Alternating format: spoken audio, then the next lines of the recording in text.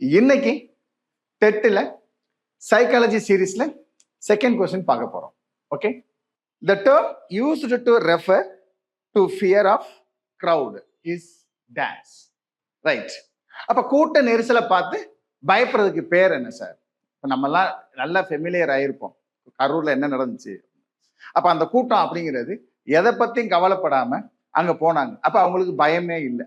But நம்ம question என்னையா அப்படின்னா பயம். கூட்டத்தை பார்த்தா பயம் அப்படின்னா என்ன ஃபோபியா? Okay, first acrophobia.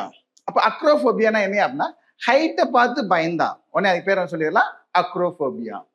நைக்ளோஃபோபியா, இருட்டை பார்த்தா எனக்கு பயமா இருக்கு அப்படின்னா அதுக்கு நைக்ளோஃபோபியா.